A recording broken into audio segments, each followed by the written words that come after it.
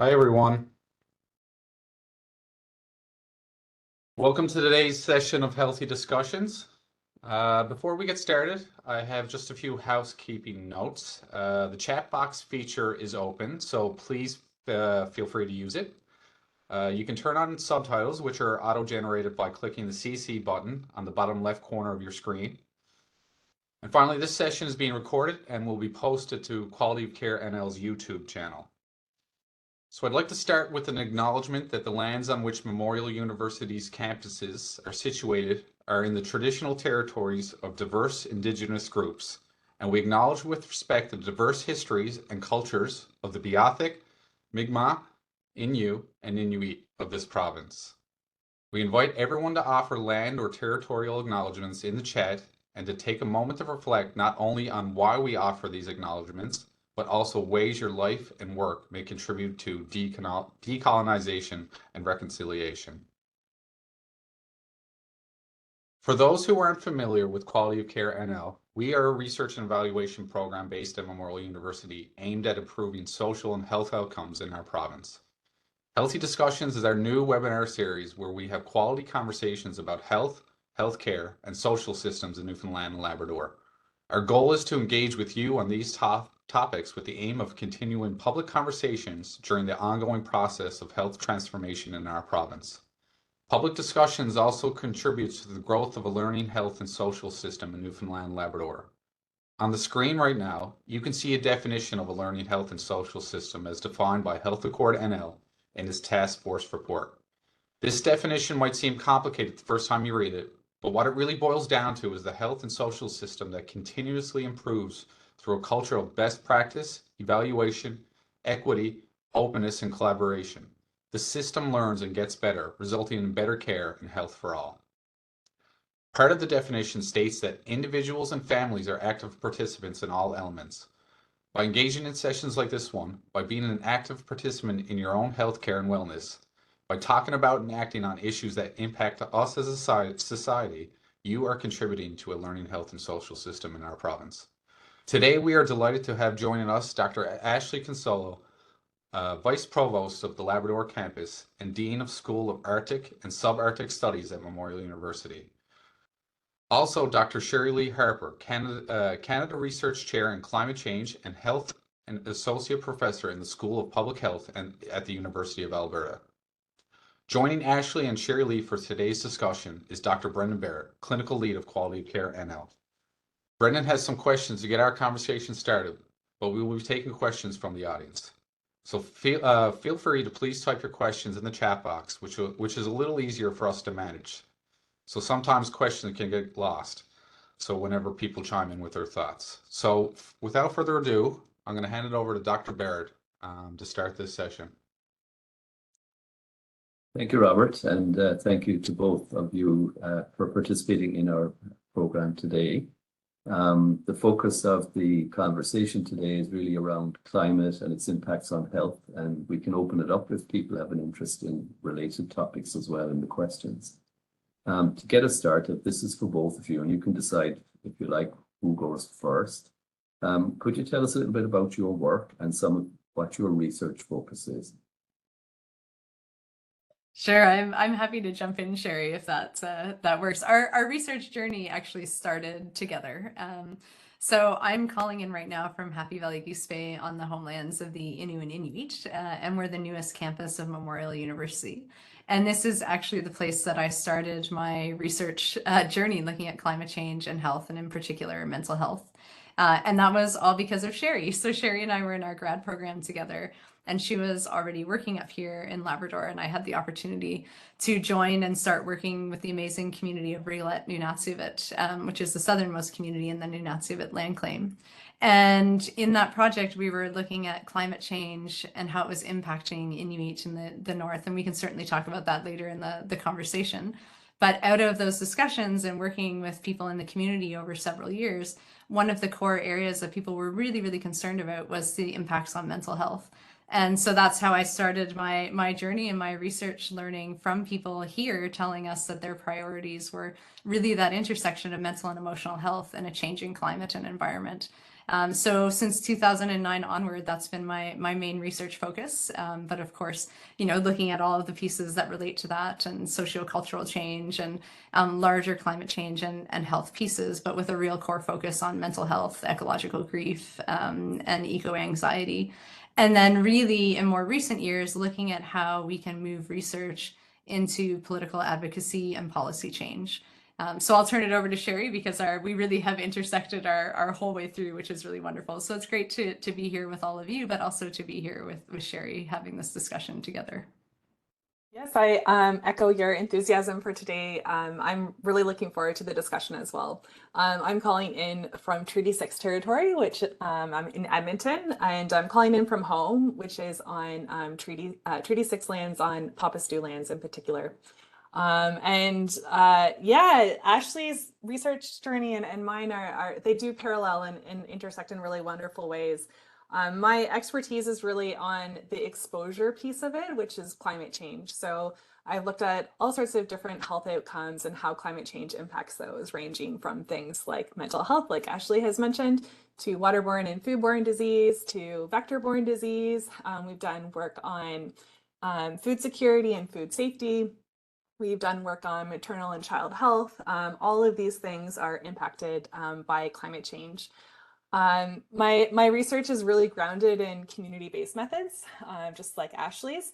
And then similar to what Ashlee had mentioned, I've become more interested in moving this science into the policy arena. And so I've done a lot of work with the Intergovernmental Panel on Climate Change, or the IPCC, which is the UN organization under the World Meteorological Organization and the United Nations Environmental Program. And basically what they do is provide assessments on the science of climate change and write reports. And those reports are used in a variety of different ways. But one of the most important ways that they're used is for international decision-making on climate change. So things like the Paris Agreement or the Kyoto Protocol, those are based on IPCC science. So it's been really great and wonderful to engage in community-based work, like the work that Ashlee and I do, and then see that being, lifted up and brought into those international decision-making arenas on climate change and health. Ashlee and I both also done actually a lot of work at the national level in Canada on climate change assessments on different topics, and really making sure that a strong physical and mental health lens, as well as community-based lens and equity lenses are brought into those national assessments, but also things like the Canada's National Adaptation Strategy, which was just finalized and launched this week, which is really exciting. Thanks. Okay, thank you, Sherry and Ashlee. Maybe Ashlee, I could ask you, since this has been mentioned there already about the importance of community, how important is it that community-led or community-focused research be part of the way we approach the impact of climate change on health? Yeah, it's absolutely essential.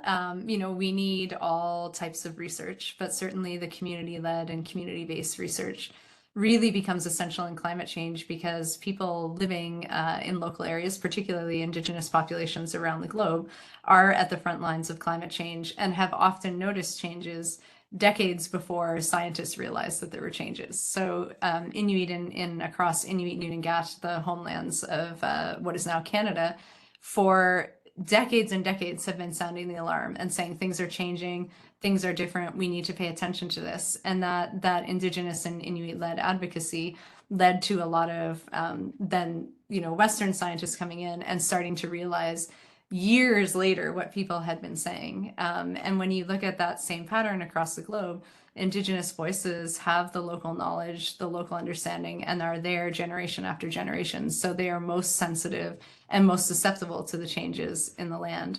And so really having that community-led voice to push research directions and to lead research directions and to be a part of it is really essential for us to understand the complexity and the interconnected nature. And certainly, so our study that we did in Riglet was the first in Canada to look at climate change and mental health, and one of the first around the world. And that would not have happened if it wasn't for people in the community saying, this is really important to us and no one's listening.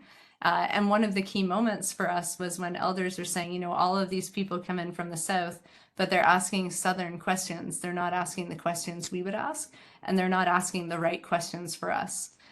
So that is really important to remember, that the local knowledge that people have actually needs to guide the questions to make sure that the research is looking at all the holistic complexities that are out there. Great, thanks very much. Sherry, in terms of working with communities, what sense do you have of how people are feeling about the effect of climate change at this point? Yeah, I mean, I think, like Ashlee said, in many Inuit regions, I think that climate change has been an important topic of discussion for decades now. It's really interesting because when we first started doing this work, it was easier to have climate change discussions in Arctic regions than other places because people were already experiencing the impacts. They understood that action was needed, and you know, we're taking leadership roles in taking that action. What's really interesting now, I don't think that that's necessarily true anymore, in that people in the South are also talking about climate change all the time. I mentioned that I'm calling in from Edmonton, where we are having like record numbers of wildfires for this time of year, and the area burn is just astronomical, and our air quality has been terrible. I would say, like, this, you know, since we've started experiencing like spring and summer weather, we've probably had just as many days where we can safely go outside as we cannot, which has huge impacts on our health, our mental health, and our physical health. So I think now the discussion of climate change is more mainstream. I think that people are talking about it more and more, and I think that Canadians can understand that the climate is changing and it's having impacts on us. I think that what we're seeing in the Arctic now is that, you know, when we first started our research, it was really about communicating impacts. So people had a lot of stories about how climate change was impacting them. And I think decision makers found it helpful to hear those stories so that they could understand how climate change was manifesting and how it was impacting literally everything that we care about: our culture, our environment, our infrastructure. You know, it impacts language, it impacts health, physical, mental health, all of these things. But now what we're starting to see is a shift, is that those experiences are happening everywhere. And now we're seeing a lot of leadership from Arctic communities in terms of how to adapt and how to respond. And so when you share these community-based stories with decision makers, they're really interested because they can say, okay, I understand how climate change is impacting me personally now, but I don't understand fully how to respond. And seeing other people respond, they can say, this is what climate change adaptation looks like, this is what it feels like, and this is how we can do it. So it's been really great to see a lot of Northern leadership, including from Labrador, on climate change adaptation. Wonderful. Robert, I think some people have put some questions in the chat there. Is there anything that you'd like us to look at this point?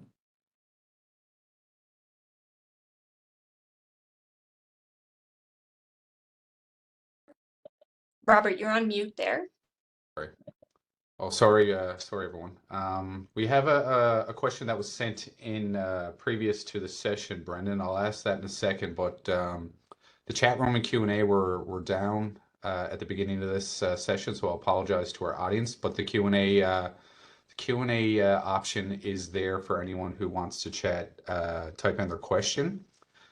But I will ask our guest the question that was sent in earlier, and it is, what kinds of preventative or early interventions are being proposed to protect people and communities from the mental health impacts of climate change? Sherry, do you want me to start with that, and then you can pull out the pieces as well? So this is a really interesting one because my honest response will be there's not a lot happening. So the climate change and mental health research is about 15 years old, but it's only been in the last few years where it's really become a main research focus. And we're only just at the cusp of really truly understanding the complexities and the myriad ways in which a changing climate and environment is impacting all aspects of mental health and well-being. So right now there is a lot of work happening on what are those early interventions that we can do to support people having a healthy, thriving mental wellness within a changing climate. But we still what it is based on is what we know from other areas of mental health research and other areas of counseling practice and social work and medical practice and medical fields about ways to stay mentally resilient and mentally well. So things like getting outside as much as you can, although in certain areas the changing climate has disrupted that, and that's one of the key impacts on mental health, especially here in the north. Spending time with family and friends, having strong social networks, being part of volunteerism and community, staying physically active in various ways, making sure that you feel that you're a part of being able to connect and work on climate change issues is often very important for people. And then in some cases, ensuring that when the changes are causing disruptions to your life or your ability to work or have strong family life, to get the mental health supports from professional counselors, from doctors, psychologists, psychiatrists, the whole range of mental health supports we have out there. But what we're really missing is some of the nuances. Are there other types of early interventions that can support mental health stressors that come from climate change? And that's one of the key research questions right now, and one of the key sort of pieces that a lot of mental health professionals are really grappling with and really trying to respond to. The other major gap that we have globally, also in Canada, is that we don't have people being trained in counseling and medical professions on how to support people that are going through various forms of mental health stress and anxiety and fear and depression and grief because of climate change. So when people are reaching out, there are very few climate change mental health professionals out there. And this is particularly important for youth because we know from the research that more and more youth are looking to seek support for this, and more parents are trying to find supports for their youth who are very much struggling with this. So we have right now a system that is not, we know mental health in general is underfunded. We know there's limited access to mental health services all over. And then when you map climate change on top of that and the rapidly increasing numbers seeking mental health supports, that's a huge area of vulnerability globally, but particularly in Canada. So those early interventions right now are the best available ideas of how we can just support mental health and resilience in general, but very limited on climate specific pieces. But Sherry also does a lot of policy and intervention work sort of internationally and looking at these pieces as well. Yeah, I think that Ashlee's response was brilliant, and I completely agree with everything that she said. And to bring in an international example, one example that we assessed in the IPCC report that was just released last year is an example from Australia when they had those massive wildfires just before COVID. The federal government in Australia had allocated funds to support mental health specifically through free counseling during those wildfires for those who were affected. They increased access to telehealth during those fires, and they also extended hours for mental health services. And then finally, they also designed programs specifically to reach youth during the wildfires, all related to mental health. And we know that those things had a positive impact. So those are some examples that, somewhere else that have been implemented that we know were effective, and we have evidence to show that they're effective. And that's sort of on the climate change adaptation side. So those are things that we can do to respond. Basically, it's like our emergency response in those situations, right? But there's other things that we can do on the climate change mitigation side, or reducing greenhouse gases and preventing further climate change that also are really beneficial for mental health too. Those are things like, improving green spaces and blue spaces. Those are really good for the environment. They're really good for curbing climate change and reducing our emissions, but they're also really wonderful for mental health. And so talking about climate change in terms of these co-benefits for health is really, really helpful. And those are just some examples in the mental health sphere, but there are many more, and there's many more for physical health too.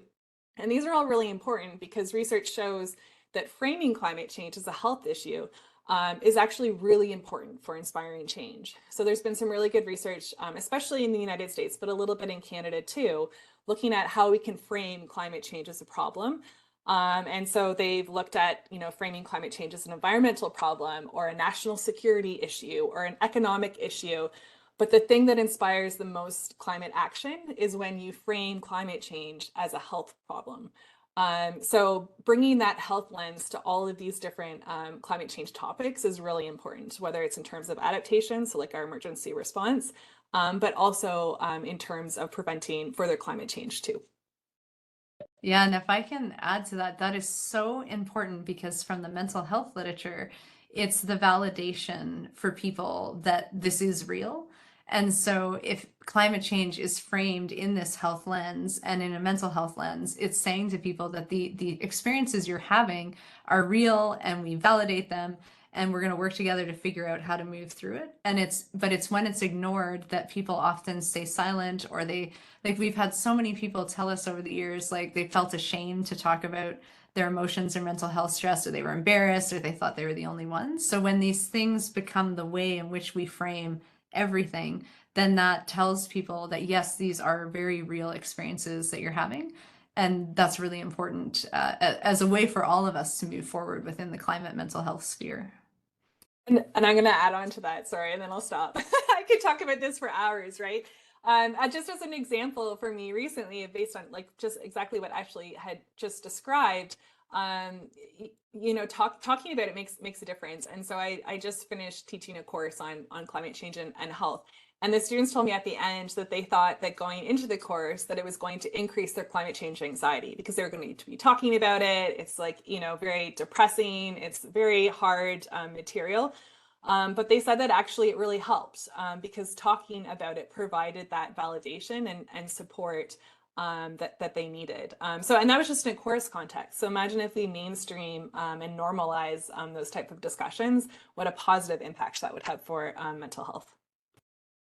Okay, thanks. Now you've put a fair focus there in response to the question on the mental health impacts.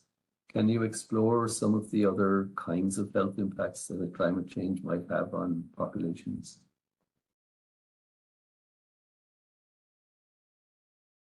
Yeah, I can start. The amazing thing is that climate change, I would argue, impacts every facet of physical and mental health. The more we understand about climate change, the more we understand how widespread and wide sweeping it is.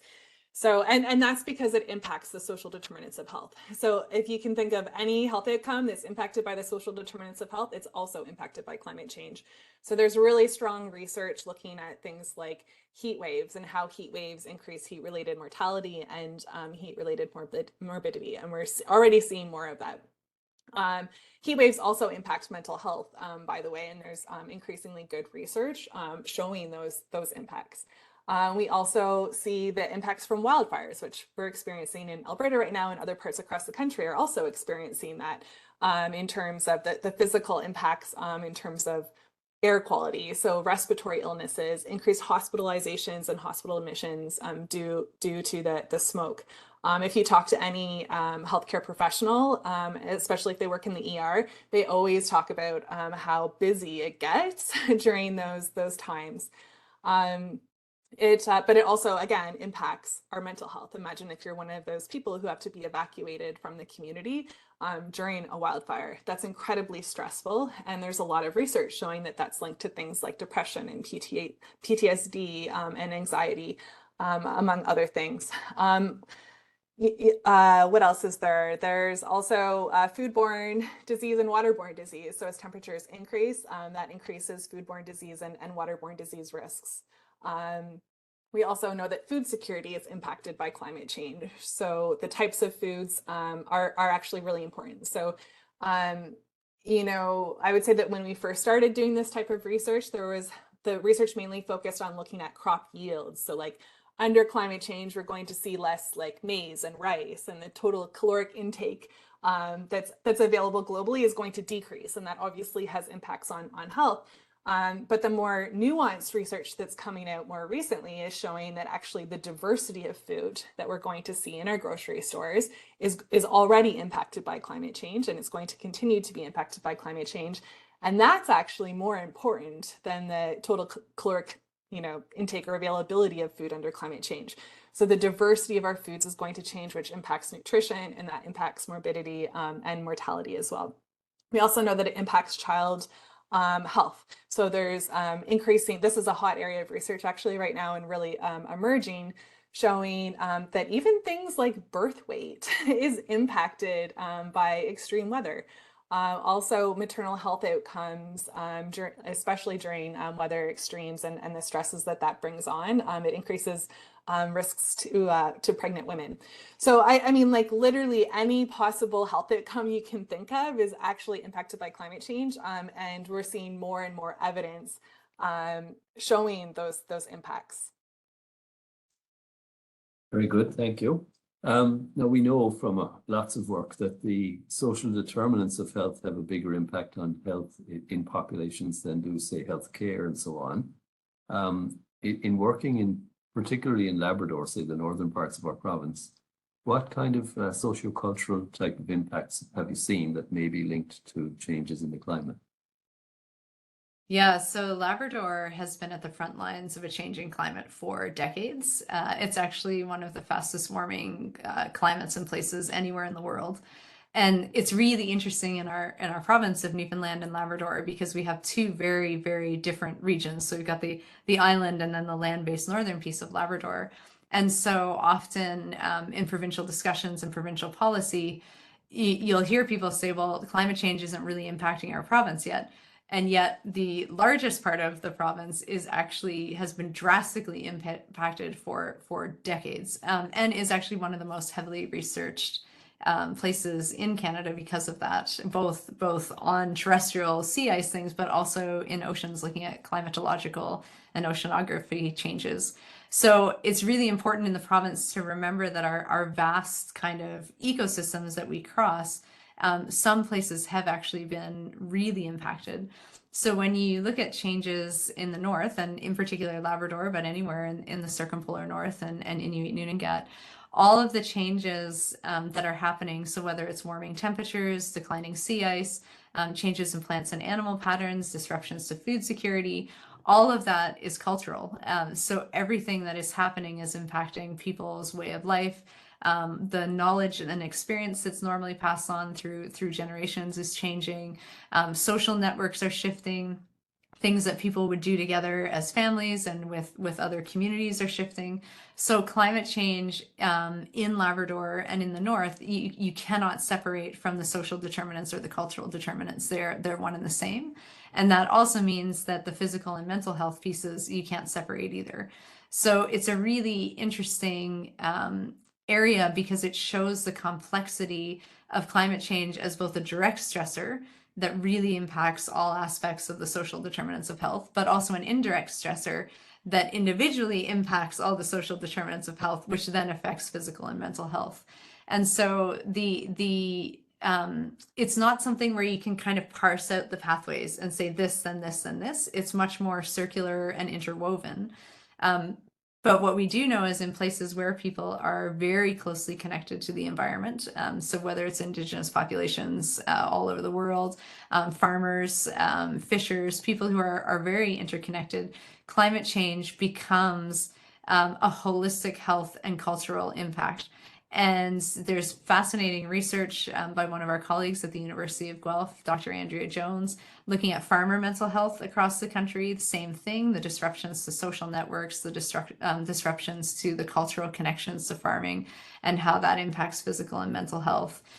There's examples all over the world of this relationship. And so culture actually becomes a hugely important understanding when you look at exposure and you look at risk and you look at vulnerability. And that was, for the most part, relatively new in the research, even though Indigenous communities have been saying this for a long time. But understanding that connection of culture and the place-based networks and knowledge and research and science is really essential to understanding how we actually make climate change and health decisions, and also how we treat climate sensitive health outcomes, because culture and the social networks and the social determinants are really essential into like how do we actually support people that are in the outcomes at an individual and a population level.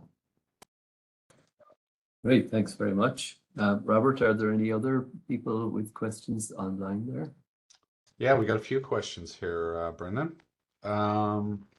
Are there particular areas of health and climate change that you feel are important for healthcare professionals and people working in the system to understand or learn about? I don't know where to start. I will say mental health because I will always advocate for that. But I think that is such a key issue right now within the health sector. Because I'm sure many of you have read the Lancet Commission years ago in 2009 released a paper that said climate change was the biggest public health threat of the 21st century. And now what we're seeing is actually the mental health piece is likely going to be the biggest health threat of the 21st century coming out of a changing climate. Now, there's going to be lots, but mental health is the pervasive one that seems to be moving regardless of age, gender, background, location, income. Now, some groups will be impacted more, obviously, because we know climate change is an equity issue as well. But it is something that's running through. So I really think that is something as a health system and health policies, we really need to take seriously at the population level, but also understanding the nuances of locational levels as well. So having those provincial or in provinces such as ours, where we have multiple kind of health regions, looking at the localized way of understanding those health outcomes. But again, I'll turn it over to Sheri because this is a key area that she works in very much. Yeah, I mean, I agree with Ashlee. It's mental health sort of layers on top of everything. So even if you have climate change that's impacting food security and that's impacting nutrition, there's a mental health element to that. If you're having, climate change and that's impacting waterborne disease, there's mental health impacts of that. If you are experiencing climate change, wildfires, and respiratory distress, there's mental health impacts on that. Mental health sort of layers on top of it all. But I think that, if you're a public health professional, Teresa Tam wrote an excellent report that was just published last fall talking about climate change and public health and the role of public health practitioners in climate change response. And she outlines in her report how the public health building blocks can be used to mobilize climate change action. So that's a fantastic resource. And so I definitely recommend checking that out. If you're more like a primary healthcare provider, so like a physician, the CAPE, the Canadian Association for Physicians for the Environment, has excellent resources. If you're a nurse, the CANE, I'm going to forget the acronym, Canadian Association for Nurses for the Environment, also has amazing resources and a really active working group on this topic. There's lots of ways to engage in this space and really reflect on how climate change impacts your own day-to-day practice. Because I think it's like layering that climate change lens on top of it and understanding that will become increasingly important and to sort of try to mainstream it into everything that we do. So when we're talking about wildfires, we're talking about climate change. When we have a heat wave, we're not just talking about heat waves, we're talking about climate change. When you're experiencing a storm coming through, talk about the role or the fingerprint of climate change in that and what that will look like in the future. So really weaving climate change into all of these discussions is really important. And Sherilee, we'll be sure to follow up with you about those resources that perhaps we can follow up with our participants to send out. Brendan, do you want me to go ahead and ask another question here? If you've got some more, they're that'd be coming great. in. They're coming pretty hot and heavy here now. So, Perfect. what kind of work is being done to address the impact of climate change on issues like chronic disease management? Yeah, I mean, I think that there's an increasing amount. I think that early on, a lot of climate change work really focused on infectious diseases because it was a little more, from a research perspective, a little more proximal to the outcome. But now, in the most recent IPCC report, for example, we really tried to increase the amount of text that was devoted to chronic disease. So even things like heart attack, these are emerging areas of research that are growing. And so, I mean, they're impacted in a lot of different ways. First of all, in terms of like symptoms and also health outcomes, like those chronic health outcomes are increasing. In terms of management, they can be harder to manage. So for example, like access to patients and getting there or them coming to you. Any social determinant of health that's related to it is often also impacted by climate change, especially during extreme events. I had one more example, but it's gone. Oh yes, during heat waves in particular, it's particularly challenging, and we see a lot of hospitalizations related to underlying chronic diseases during heat waves. That those are, strongly associated or strongly linked, or we see those definitely in the emergency rooms during heat wave events. Yeah, and certainly we're seeing the increased numbers with all the wildfires in the country about emergency rooms for many people, but anyone who has underlying respiratory challenges or anything, suddenly the emergency rooms can't deal with the number of people that are coming in. And that's across the country. It's not just where the fires are, it's also where the smoke flows. So yeah, absolutely all of these things are key. And even access to medications. I know a lot of the people who've been displaced in Alberta, there was like a lot of additional like logistical planning and sorting out, making sure that people had access to the medications that they needed, whether they ran out because they didn't think that they were going to be out of their community for so long, or because they had to leave so quickly, they didn't like grab everything that they needed. So even just simple things like that, especially during emergencies that are climate related, lots of challenges. Okay, great. Robert, keep going, because obviously the public participation here is the main thing. Sure. Is there any research about improving resiliency to the health impacts of climate change? For example, are people who live in areas that have historically had more volatile weather more resilient to the mental and physical effects of climate change? And is there something we could take away from that? That's an interesting one, and it's a question that we often get a lot. And so what I do want to preface things is one of the things that's happening on a large level right now is globally people are trying to figure this very question out. Are there things that we can learn? And so what's happening in many cases is that people are looking towards Indigenous populations who have been forced into adaptation and forced into resiliency because of the rapid changes in environment, and then asking them, like, how did you do it? And so communities are always sharing information and knowledge, but what's not getting back out there is the cost, the physical and mental and emotional and cultural and social costs of adapting. So the idea of adaptation fatigue is very real and very important. But what we're seeing is that people who are on the front lines and are being pushed into adaptation are suddenly being almost celebrated as heroic adapters. And so therefore we're all going to learn. But really what people would like the main lesson to learn is it never should have happened in the first place. Like, we need to change the underlying systems that have created this global climate change and force people into adapting. Because people can adapt to a point, and they will adapt, and people are forced all the time into adaptation, but it doesn't actually always encourage resiliency. So if you are experiencing a trauma or an extreme weather event, you do adapt because that's your only choice, but it doesn't equal resilience.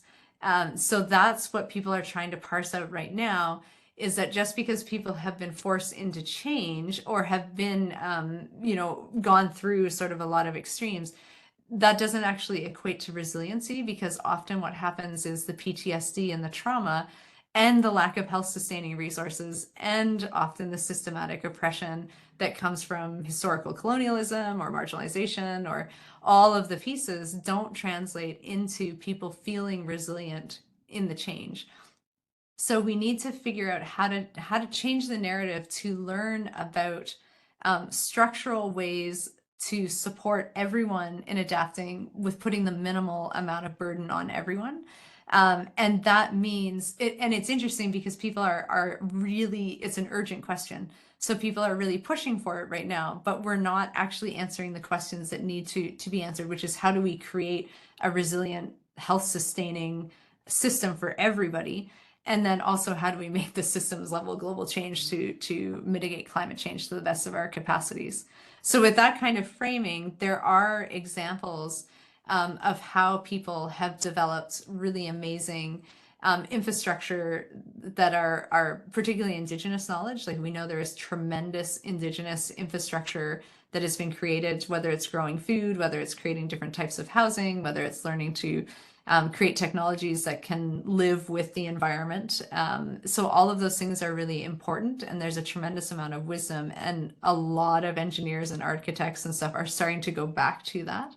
So there's lots that we can learn, but we can't let it absolve us from the other works and the other accountabilities that we need to do. And adaptation, again, I'll say it again, doesn't always equal resilience, because the cost that comes from being forced into adaptation can actually be incredibly harmful. But those stories aren't out there publicly as much, because we're looking for these other kind of narratives to try to find answers, because the world wants answers. Like, this is we're all trying to figure it out. And so sometimes we're forgetting the human impact of adaptation that comes. And just to pick up on one of Ashlee's threads there is that, the IPCC report that was released last year, one of the main things we tried to make really clear was that we can't adapt our way out of this mess. We know, like, there's a really important role for public health to play in terms of response and make sure we're minimizing these health impacts. So we have this extreme weather event that we're responding and protecting public health. But we know that we can continue to try to do that for certain levels of warming. So if we're able to limit warming to 1.5 degrees Celsius, we know that we'll still see increasing amounts of health impacts. But we know what we need to do to adapt. We have adaptation options that are feasible and effective, and we can implement those. But if we continue on the same trajectory that we're on now, to exceed 2 degrees warming, then our health system won't be able to keep up, and we will no longer be able to implement these adaptation strategies to protect health. So it really points to the importance of reducing climate change emissions as well. And the health sector, depending on the study that you read and how it's calculated, contributes anywhere from 4 to 5% of our global greenhouse gas emissions. That's more than most developed countries. That's a huge amount. So it's really amazing that we have this health system that's producing so much greenhouse gases, and that's leading to climate change, which is impacting health. And then we're responding by trying to adapt and protect public health. And so even in the health system itself, we really need to start reducing our emissions and looking at serious ways to do that. Otherwise, we're going to continue to actually create harm through our health sector unintentionally. Well, I work myself in kidney care largely, and just today I got an email from the International Society of Nephrology talking about their intent to try and make kidney care more green. In other words, reduce environmental impacts, because we do have an awful lot of medical and biomedical waste, non-reused plastic and so on. Are there things that you can think of that could be done within our current healthcare system that would contribute to reducing adverse climate impacts? There's some specific examples, and actually nephrology, I've heard, is really leading internationally on this area. So you're an exciting field. I'm not a physician. I'm more in public health. I'm an epidemiologist by training. But I know that there's lots of examples in the health system itself that could, some small things that could be done to reduce emissions. So things like disposable gowns. We know that if we use reusable gowns, there's significant greenhouse gas emission benefits from doing that switch. We can cut emissions a lot. Again, I'm not a physician, but there's different types of inhalers for people who have asthma.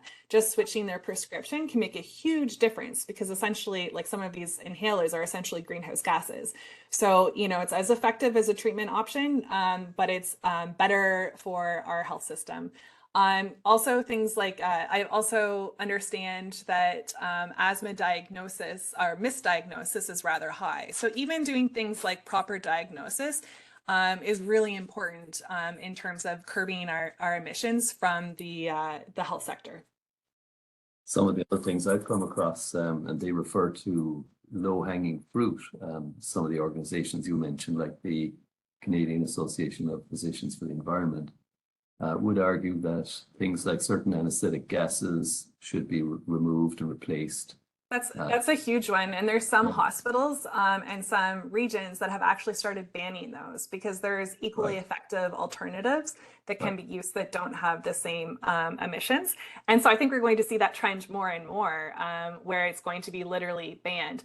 But along the way, I've heard that there's some, you sort of have to teach the system. So there's examples in Calgary in Alberta where they started doing active push to change asthma inhaler prescriptions to more green options.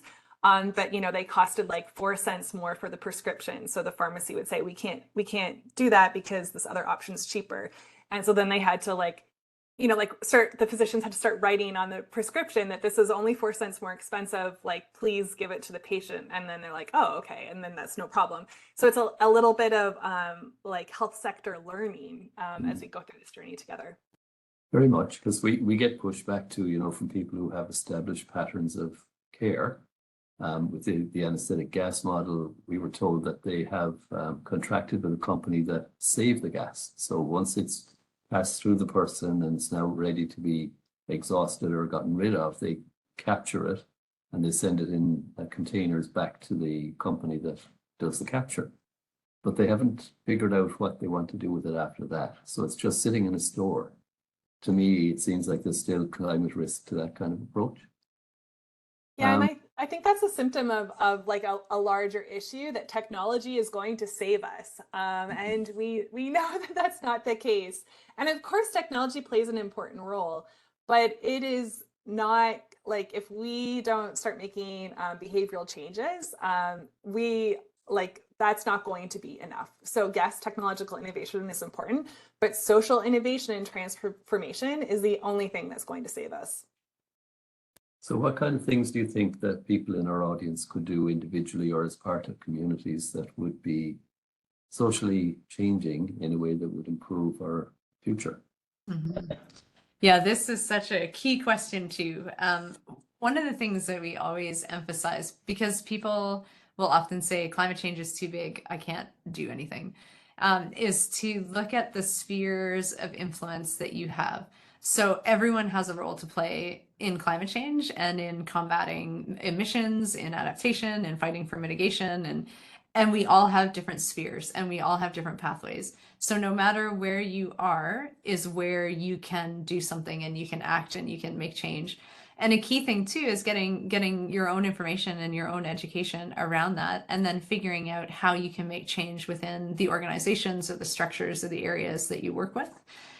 So for, this audience, for example, I'm sure there's many people doing many incredible things, but getting involved in the different organizations like the Canadian Association for Physicians with the Environment, pushing for change within the practice. Like Brendan, your examples are really interesting, where nephrology as a field is pushing to make change. Like, that's really incredible. Whether it's in research, it could be in teaching. Teaching is so essential. Sharing it in your social networks, like even just talking about why it's important with family and friends, can be really, really, really helpful, actually. Getting involved with community events. So it doesn't need to be, people often say, well, I'm not, I don't know if I want to be an activist. It's like, no, but there's a ton of community organizations that you can get involved with. Working with young people, finding ways to support young people is so essential, whether they're your own or they're just in community and you're trying to support. Getting involved in pushing for municipal policies that create more active transportation, the green spaces and the blue spaces that Sherry talked about. Like, it really is everyone's responsibility, and everyone has a place that they can intervene and encourage along the way. And it actually creates that sense of social cohesion too that we know we need more of. And also voting, looking at who you're voting for and what policies they have and who might make change has a huge piece. And then supporting other people and learning that type of information.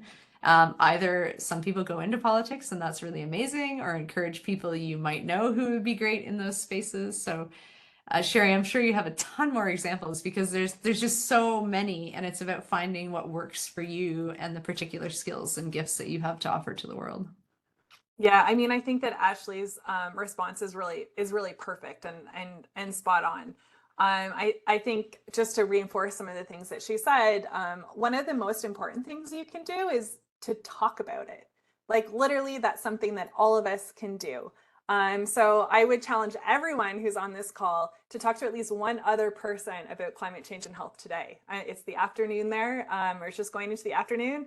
Just anyone, talk to them about it. So having that conversation is really important. And then also reflecting about how it impacts you as an individual or the person who you're talking to. So think back to an intense storm that you recently had, or a heat wave, and talk about how that impacted you. Did that impact you? Did it impact your family, your kids, your pets? Did it impact your community or your neighborhood that you live in? And reflecting on those things are all really important. Voting is really important, and also pushing it even after the elections. So continuing to engage with your MLAs or your MPs on the topic is really important. When you get a polling call and they ask what the priorities are, talk about climate change. Like keep pushing that. I think that is really important. And what has really amazed me, especially over the past 5 years, is seeing how important politics are in this. Because as individuals, we all have an important role to play, and we definitely need to do that. At the same time, it's going to take collective action to really make a difference. If we rely only on individual actions, it's really only a drop in the bucket, and it's not going to make that much of a change. And that's actually, there's actually been research showing that that's part of the fossil fuel industry's messaging on this, is to try and put responsibility on individuals so that corporations and governments don't actually have to take responsibility if they make it feel like it's up to us as individuals. At the same time, as individuals, people want to do things and want to make a difference. One analogy that I heard that might be useful is think about your climate change action not in terms of a marathon. If somebody said to me, like, I want you to run a marathon this year, I might be like, oh my gosh, that's like, I can't do that. Like, there's no way. But if you said to me this year, like, can you run a 5K? I'd be like, okay, yeah. Next year, can you do 10? Yeah, sure. Okay. And then maybe by 2030, which is when we're aiming to be net zero by, they're like, then you can run the marathon, then we can do it. So there's small things that each of us can do. So for example, in our house last year, we needed to replace our gas stove, which is terrible for health, by the way. So instead of replacing it with a gas stove, we bought an induction stove and an oven, which is fantastic for the environment and greenhouse gas emissions. So we try to do these little things each year. This year, we needed to replace our lawnmower. So instead of replacing it with the gas mower, we got an electric mower. And just like, slowly chipping away at these things so that maybe by like 2030, our house will be net zero. And then that will also contribute to the bigger picture, right? So just keep on chipping away at the little things that we can do as individuals to make differences, I think matter. Well, I hope that's very helpful for people. Robert, are there any other questions or topics that have been brought up there by the attendees? There are, and just to talk about some of the stuff that Sherilee just mentioned, I'm sure there's a lot of us on this call that could talk about Snowmageddon in early January 2020 for quite some time. So I got a question here from Jade. It says, hi, Ashlee and Sherilee. I'm wondering if you could speak to the health system adaptations, and in particular mental health system, related to climate change, in particular related to water security. I see the health system taking strides on extreme heat and heat planning, wildfire smoke and HVAC system improvements, and to a certain degree flooding related adaptations. But I'm concerned about those more slow moving hazards such as drought. We need water to drink and for sanitization, but how might the health system be adapting to this? And then Jade just followed up with, P.S. full disclosure, I am an environmental public health professional, hence my curiosity. Well, Sherry's the water specialist on the call by far.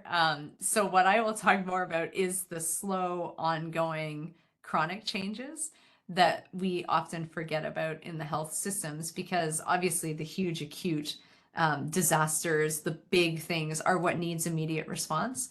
But the slower onset, the cumulative, the ongoing things like drought is a wonderful example of that, have huge impacts to physical and mental health. And are often the more silent ones. And so I think what you've raised here, Jade, is extremely important, because right now the health system is really trying to adapt to the huge disasters and almost to the detriment of forgetting the longer term planning around the chronic changes such as drought and the huge impacts that are going to have on water security globally and water security in North America. So, but Sherry, I'll turn it over to you as the water person. No, I totally agree. I mean, so there's lots of things I would comment on in that. And the first is what you highlighted is like a cascading or compounding impact. And that's something that as researchers, but also as public health professionals, we're still trying to wrap our head around both understanding, but also understanding how to best respond.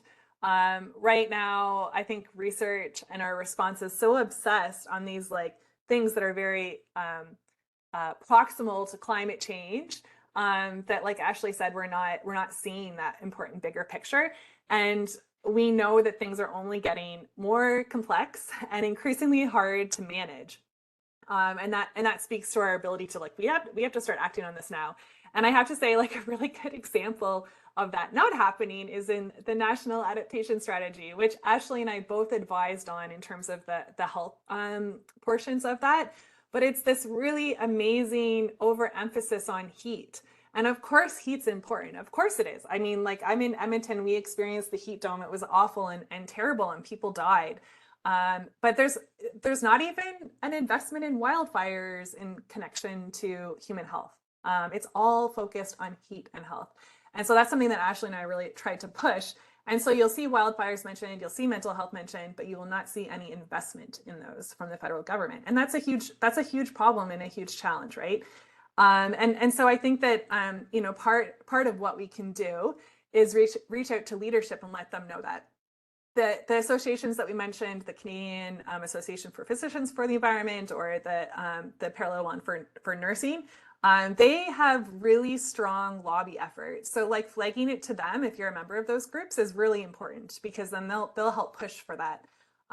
So I think that that's one thing. But then I really think that we need to overcome that. How to do that, I'm actually not quite sure, because I personally found it a little frustrating recently, because yes, we're starting to see action, which is really important, and we need to celebrate that. And of course, we need to increase our investment for heat outcomes. But if we don't start paying attention to those other things, we're definitely going to pay the price later. We probably got time for a couple more questions here, Brennan. Yeah, you do, yeah. From a policy perspective, are there approaches that you think would be most impactful here in Newfoundland and Labrador? Yeah, I think one, and I am always saying this, is we need to remember the diversity of Newfoundland and Labrador. A lot of the health policies that are continuing to be created, and particularly around climate change, forgets that a huge part of the province, the biggest part, and the part that fits all the other maritime provinces into it, is massively affected by climate change on all aspects. And so creating health policy that understands the nuances of our province is really essential, because it's not a one-size-fits-all climate policy, and we need to understand that some places are going to be very affected by some things and others are not. And that's actually one of the biggest challenges for Newfoundland and Labrador compared to other provinces, because it is so different. The two areas are so different, and then within the areas are so different. So a health policy that takes a climate change lens that is also localized and nuanced enough to understand. But also, one of the things, because I've been working here since 2009, is the consistent narrative that I've heard that Newfoundland and Labrador are unaffected by climate change compared to the other provinces. And it's really fascinating to hear that, because that is certainly not the reality, or not true. And I think what has happened is it's delayed the development of climate health policy in the province way more than it should. And I'm finding now that it's only recently that people are starting to scramble to kind of think about, oh, what do we actually do at the policy level? And certainly healthcare professionals have been raising the alarm for a long time in the province, but it's the system as a whole somehow thinks that we have been unaffected. The other thing that is really important, as all of you on the call know, working in the health system, is the health outcomes in Newfoundland and Labrador are some of the poorest in the country. So when we look at that, and we look at our already stretched health system, and we know we have many unfilled positions all over the province, particularly in Labrador. We know we have a changing health authority now, which is going to be a whole process. And then you look at the health outcomes and the chronic disease that's present, and then you map on climate change, and you also map on our limited infrastructure. So Newfoundland is an island and Labrador in a remote area. Both areas really struggle with infrastructure. So we're actually quite set up for a very serious climate health disaster over time. And that has been unaddressed for a long time, which has been really interesting to watch, particularly compared to other provinces who have taken, in many cases, more of a proactive approach, but also understood sort of what was happening. So I think that our province really needs to push on this very rapidly. And there's lots of information to learn from other places, but it's really essential to localize that adaptation policy. The island of Newfoundland is very diverse. Labrador is very diverse. We've got to figure those pieces out, but it also is going to be significant. We need provincial investments into the health system writ large, but also the health system from a climate change adaptation lens as well. You've mentioned politics before, and obviously politics is kind of balancing the impacts of various decisions on different groups who may have different views. And some of the decisions made within the province here that are aimed at maybe reducing carbon emissions might be the development of hydroelectricity, which is very large in Labrador, obviously. And then more recently, this whole business of green hydrogen, wind generated. But there are obviously populations impacted when these developments occur. So in Labrador, I know the Indigenous peoples were definitely not totally okay with the expansion of the Muskrat Falls. And similarly on the West Coast, we're seeing some groups not happy with the decisions to go with green hydrogen. How do you think governments should kind of approach those delicate issues? This one's a more sensitive one, Brendan. Yeah. I think a lot of it is the lack of consultation and discussion that happens. And also the lack of accounting for the overall impacts of these pieces. So Muskrat Falls is a very complex, fascinating case study that's still not working and has caused a lot of harm. But there was an assumption right from the beginning that hydroelectricity is clean and green without accounting for the larger pieces. And it's the same that we're seeing with green hydrogen. And these things are utterly complex. I mean, these are the questions of our time globally, is how do we switch over and move away from, coal and heavily carbon-based things, but then also there is a cost to the choices that we're making on other areas. But I think if you're looking at developing on people's homelands, that discussion and the public consultation and also the public education, because right now we're not, there's no win-win anymore. So there is always going to be costs and we are going to have to give up things. I mean, that's the phrase that people always use now is we're in an era of loss and damage. So we can't preserve everything anymore. And we can't have these perfect scenarios where nothing and no one gets lost or harmed. And so that is a really horrible place that humanity has ended up in. And so now those discussions have to include things around equity and whose homelands and whose access and what are it really is a cost versus benefits now, but cost needs to not just be financial. And that's a tricky place that I think many governments are looking at, whether it's municipal, provincial, local, Indigenous, is there's no more zero-sum outcomes anymore. And that is something I don't think we've really grappled with as a human species, is that we are in this place where we are now giving up things and we've already lost things and we're going to continue to lose things. And so it's how do we fight to save as much as we can? And that's a very different mindset to get into now. But it's still like, we still need to push for those technologies and there's no innovations and the new options, but having very real questions or discussions that account for the holistic impacts, the holistic costs and the holistic losses is really important moving forward. Brendan, I'm just mindful of everyone's time here. Yes, sure. So perhaps I got a great question that we could perhaps wrap it up with. And I know you've answered in snippets about this, but do you have any recommendations for actions as an individual level for people who feel this is an important issue, but feel stuck on what to do? Yeah, I mean, I think part of it is talking about it and breaking it down into little pieces, because it feels like it's such a big, overwhelming thing that often, people don't know where to start. Or the other thing that we see is a lot of doomism. So that actually, that's the research says that's the latest narrative that oil and gas has been pushing. So it started off as like climate change isn't real, and then everyone's like, okay, yes, climate change is real, it's happening. They're like, oh, climate change is real, but it's not from humans. Don't worry about it. People are like, okay, yeah, it's real, but it's not from humans. Then it was climate change is real, but it's not really having any impact, so don't worry about it. And now people are like, oh my gosh, I'm experiencing climate change like myself.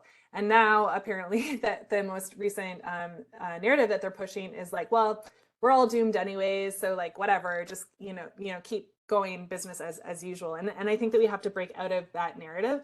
But it's hard because it's so big and so overwhelming. So breaking it down into small pieces is really important. And that goes in both like our, personal lives, which I gave a lot of examples for, but it also goes into our professional lives too. And like looking to other provinces or other jurisdictions to seeing what people are doing, because there's a lot of really great examples of local initiatives on climate change and health that are doing amazing things, including in your province. And other provinces who are playing like really important leadership roles are Ontario and Quebec.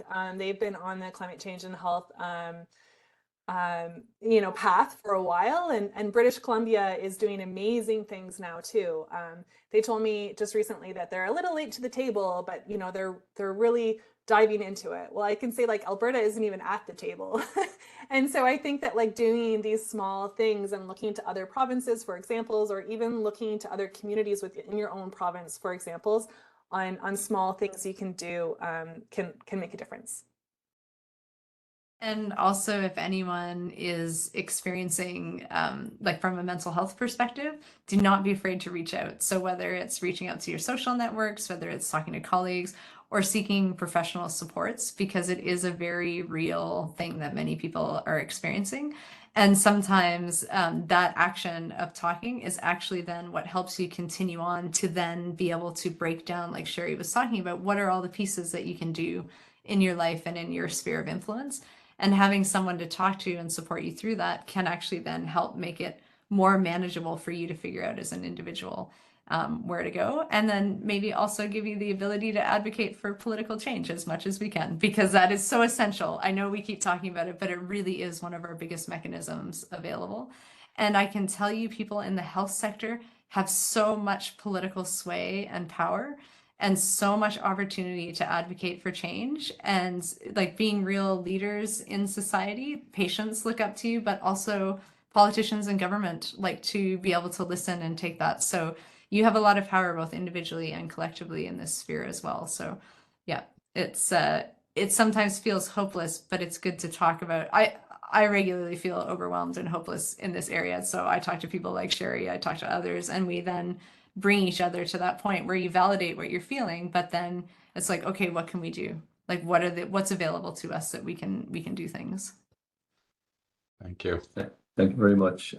We're pretty much at time. I had kind of lost track there until Robert threw me back, so I'll hand it over to him to wrap us up there. Perfect. Thanks, Brendan. So that concludes the time we have for today's session. I want to thank Brendan, Ashlee, and Sherilee for leading us through such a great discussion on an important topic. A big thank you to everyone who joined us online to listen and participate in our discussion. And just a reminder that the recording of this session will be up on our YouTube channel in the coming days, and you can check out the recordings of all previous sessions there as well. We'll be taking a break for July and August, but stay tuned for an announcement over the summer of our lineup of fall sessions. And lastly, you'll see a very short post-event survey on your screen after we end the webinar. We'd appreciate you providing any feedback or ideas for future healthy discussion. Thanks again, everyone, and have a great day.